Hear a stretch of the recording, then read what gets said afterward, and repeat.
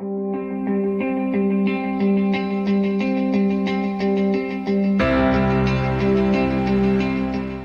students, I am here with another lesson on transition elements, and today we are going to talk about complexes. In the previous class we have said that transition elements are able to form complexes and they are able to exhibit color. So today we are going to refer to that part in our lesson.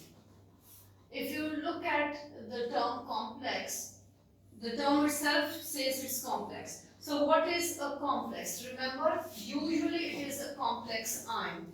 If you can see, it is an ion, it has an overall charge, it has an overall charge, it has an overall charge. But here you see, it has no overall charge. So this one is not an ion. Usually a complex ion is there, but we have complexes, means when there are no charges involved. So if you look at this one, what is this one is a complex sign, this one is also a complex sign, this one is also a complex sign. So whenever a complex ion is formed, what do you see?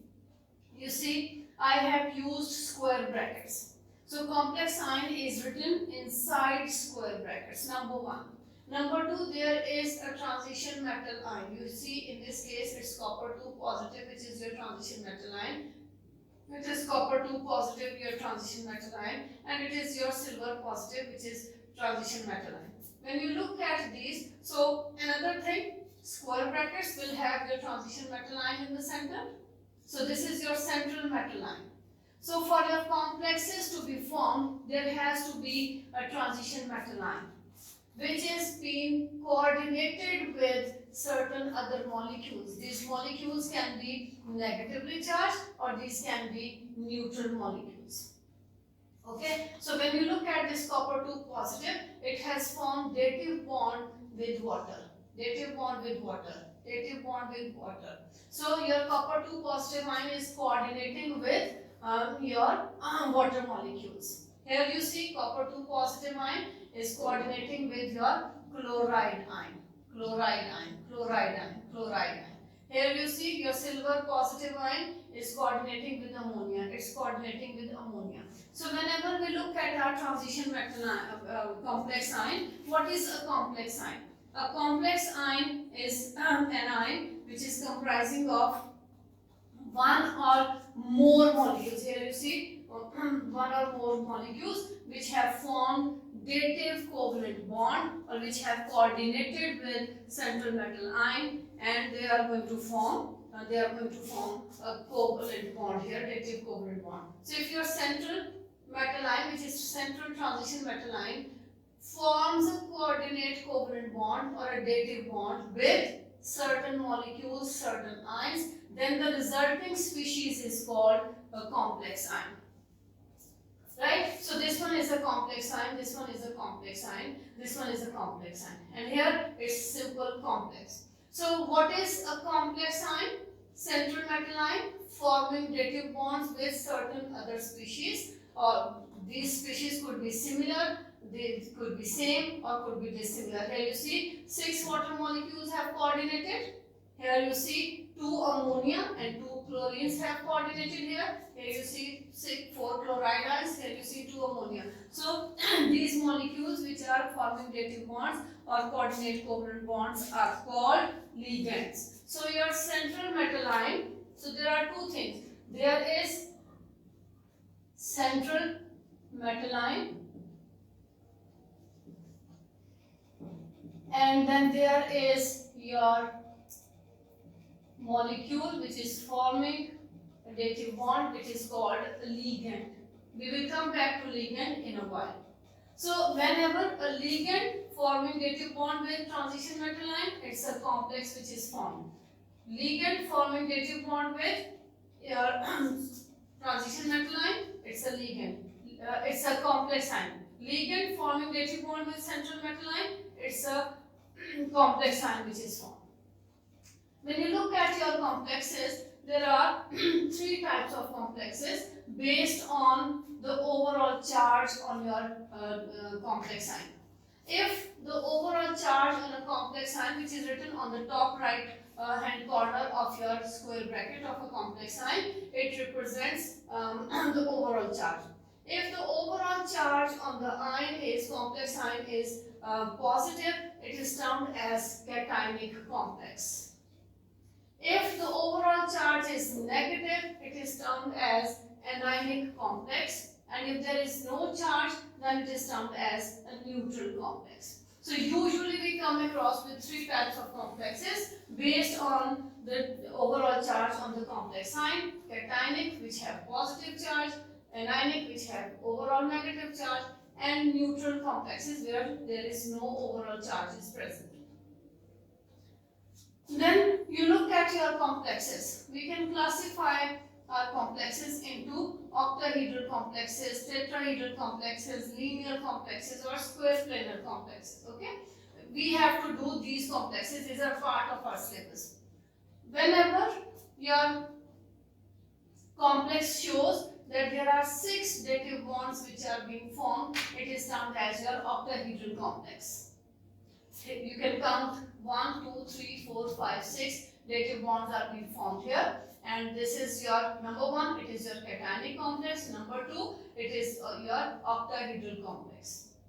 So octahedral complex would be the one where 6 dative bonds can be seen. If you look at this one, the second one, you can see 1, 2, 3, 4 dative bonds have been formed. This is termed as you can see from the shape, it is your tetrahedral complex. Look at the next one on the right side of the tetrahedral complex, it's a square planar. Here you see, you have 1, 2, 3, 4 coordinate bonds or dative covalent bonds formed. 4 molecules are coordinating with your platinum here. So remember, it is going to be your square planar. Usually, when the coordination number is 4, when you have 4 dative bonds formed by 4 separate molecules, either it is going to attain a tetrahedral geometry or it is going to attain a square planar geometry. We will see that square planar is going to be observed when we have platinum complexes, and we will see tetrahedral geometry when we have negatively charged ligands forming dative bonds with your central metal ion. Look at your silver ion here, this complex. When you look at this diamine silver ion, this one is a linear complex. As you can see, the bond angle is 180 degree here. It's a linear complex, and there are 2 dative bonds which are formed by your 2 ligands with your central metal ion. Okay, so it could be octahedral complex, it could be tetrahedral complex, or it could be square planar or linear complexes. These are 4 types of complexes which we have to study. So whenever a complex is formed, what is a complex? Complex ion is an ion which is formed when the central metal ion, which is your transition metal ion, is forming dative bonds with certain molecules, certain ions which are termed as a ligand. So what do we mean by a ligand? Let's see that. As you have seen it earlier on,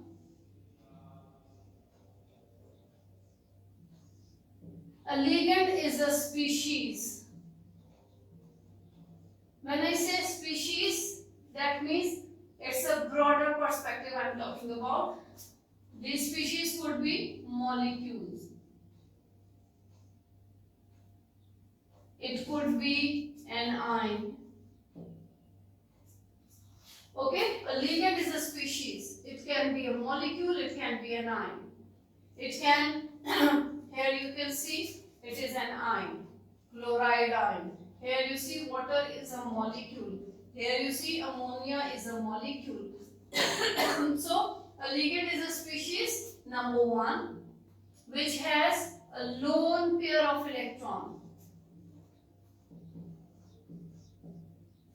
on it. That means it is electron-rich species. It can donate its electron to transition metal ion.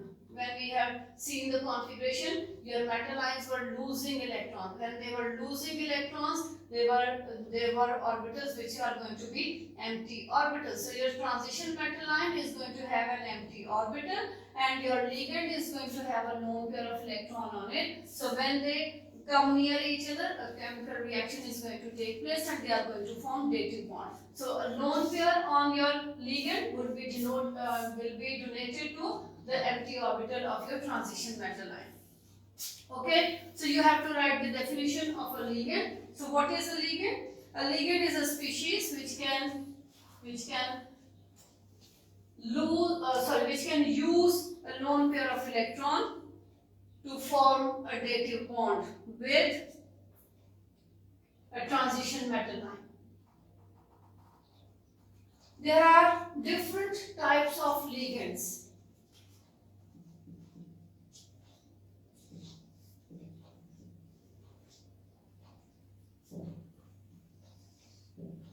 First we have a monodentate ligand.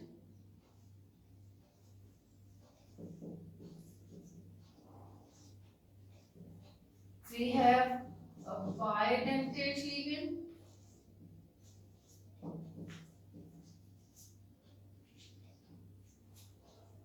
Then we will be talking about polydentate ligand.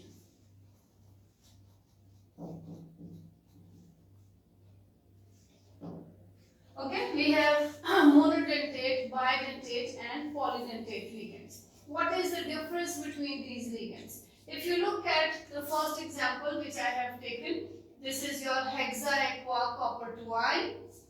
Hexa because there are 6, aqua because there are water molecules, and then copper 2 ion because of the positive charge. So the name of this complex is hexa-aqua copper 2 ion. When you look at this one, your oxygen has a lone pair of electron. Oxygen is using a lone pair of electron on it. Look at chloride ion. It is going to, it's an ion. There is a negative charge, but there is lone pair of electron which is being used here. Look at ammonia. It's using its lone pair. So when your ligand is going to use one lone pair,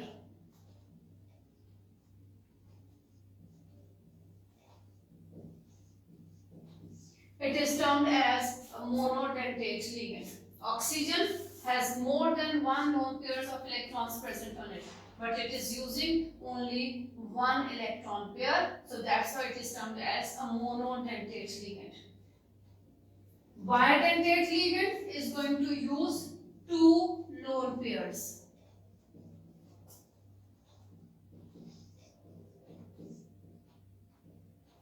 It is going to use one lone pair of electrons, then it is termed as monodentate ligand. If it is going to use two lone pairs of electrons, then it is going to be termed as bidentate ligand. But remember, a monodentate ligand may have more than one electron pair, but it is using just one electron pair. So what's the difference between a monodentate and a bidentate ligand? If oxygen has two lone pairs present on it, why can't we call it as in water, why can't we call it as a bidentate ligand? Whereas in case of your bidentate ligand, the example I am going to give you is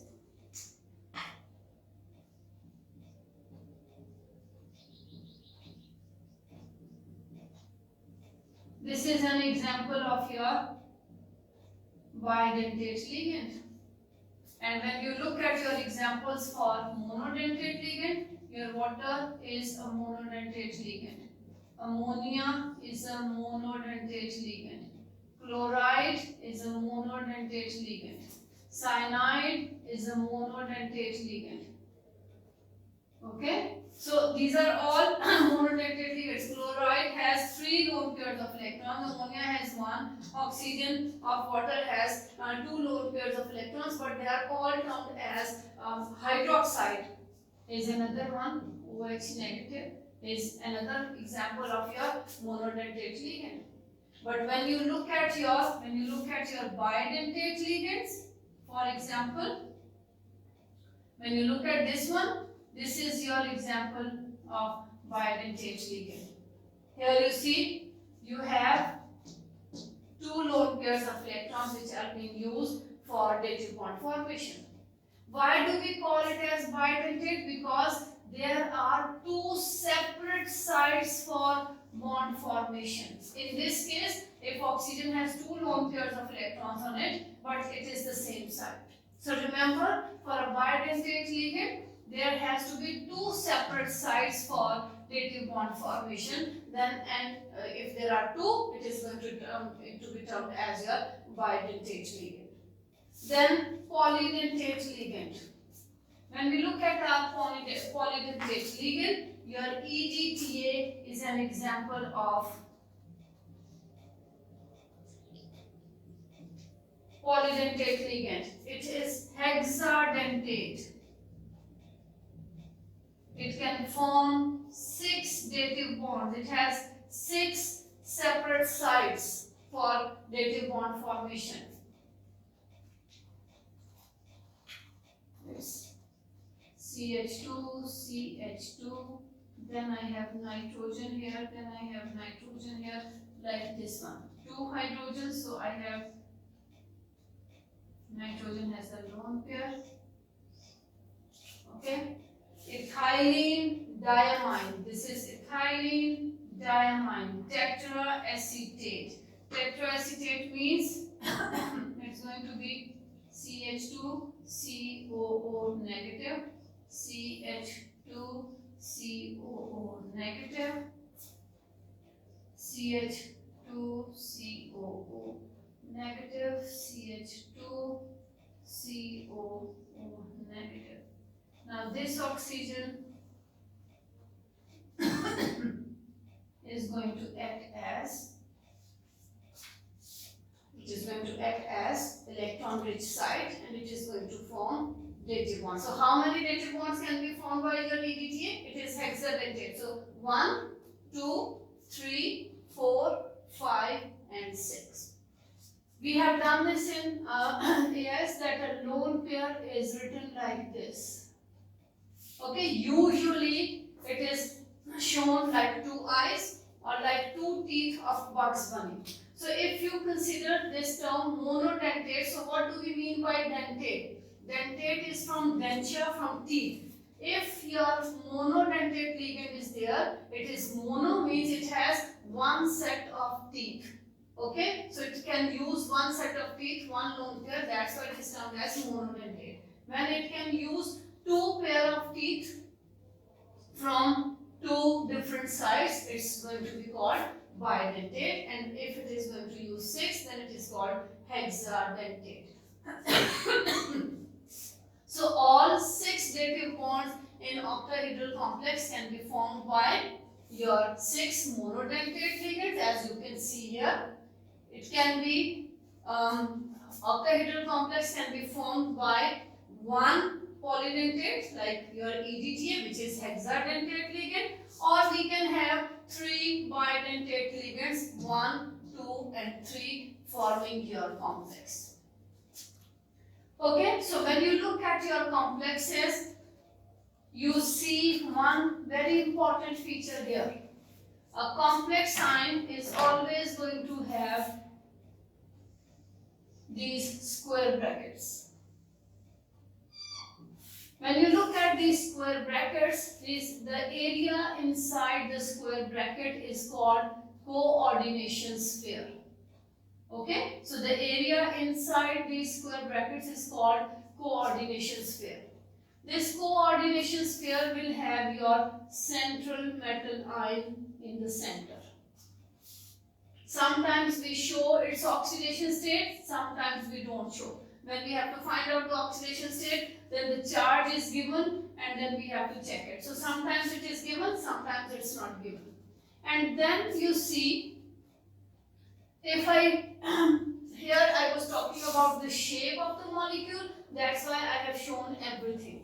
But if I don't have to show the shape of the molecule, I only have to write the complex. So how I am going to write this complex, this first one? First I will write the central metal ion, then I am going to use parenthesis, small brackets, and I will write water here. And then I will count how many waters, 1, 2, 3, 4, 5, 6. So I will write 6 here. Is there an overall charge? Yes, there is an overall charge, so I will write this overall charge here. Okay, so we need to understand when the complexes are written, when we have to comprehend what is represented by these square brackets? It is representing coordination sphere. Then this number is written here underneath your small brackets. This is called coordination number.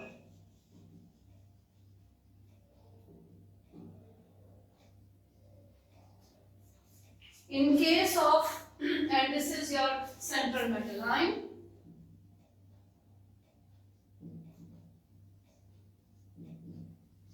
And this space is called coordination sphere.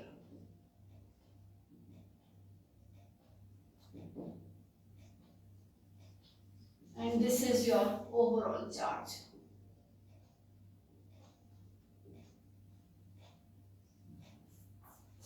In case of cation complex, usually the charge overall charge corresponds to the oxidation state of your transition metal. But when it's an ionic complex, it's the overall charge which is present. This happens in case you have a negatively charged ligand. Overall negative charge is observed when you have a negatively charged ligand used. So if you look at your complex, this complex, and if the coordination number is 6, for an octahedral complex, coordination number is going to be 6 only if you have used a monodentate ligand. Say for example, if you have used a bidentate ligand here, instead of your water which was monodentate, if we are going to use a bidentate ligand, then what will happen? The coordination number is going to change. It will change to 3 because each ligand is forming 2 bonds, and here we have altogether 6 bonds. So 3 to the 6 means it is going to be 3. So a bidentate ligand forming a complex ion, coordination number is going to be 3. Then when you look at octahedral complex with a hexadentate ligand, coordination number is going to be 1 because one ligand is forming 6 dative bonds. So usually when we go through the books and when we are studying it, it says this number is a coordination number. If it's 6, it is going to be an octahedral complex. And what will be the nature of your ligand? Your ligand would be a monodentate ligand. But if it is 3 and it's a still octahedral complex, that means it is going to be a bidentate ligand then. I hope it's clear. Then when we look at our complexes, these complexes are going to be colored complexes. These complexes are formed, which are formed here. You see this octahedral complex, it is aqueous copper to ion, and this one is a blue solution.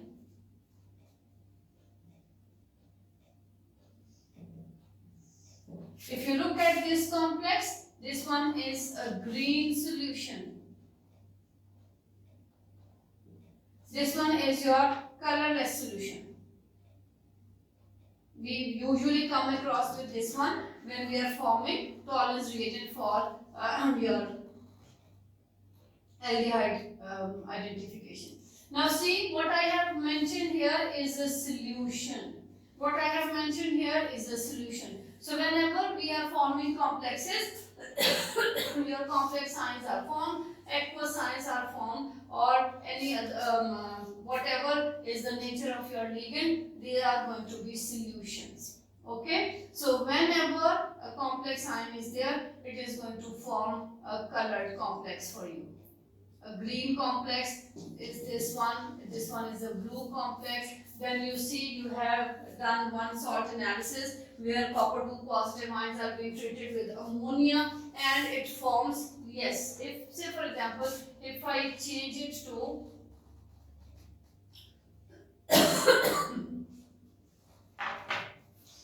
now I am changing the ligand here. So I am replacing ammonia. I am replacing water with ammonia.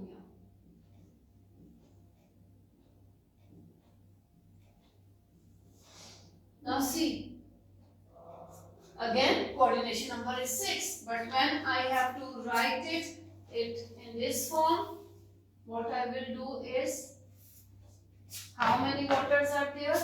Now we have 2 waters and we have 4 ammonia. Now total 4 plus 2 is 6. So both these will be added together to give you the coordination number. So coordination number is still the same. 1, 2, 3, 4, 5, 6 that you want to form. And this one is not going to be of similar color, and this will become deep blue solution. So the color changes. So that means another thing which we have to study is, which we have to see is that whenever a ligand is going to change, the color is going to change. Now see, copper 2 positive ions were blue when they were present with water ligands. Now I have changed 4 ligands with ammonia. I still have 2 water molecules lying there, but the color has changed from blue to deep blue or the purple. Here you see water molecules are no longer there. We have chloride as our ligand. Now the color is going to be green. It's a green solution. So that means your ligands have an effect on the color of your complexes. That means the next thing which we have to see is the color in your complexes.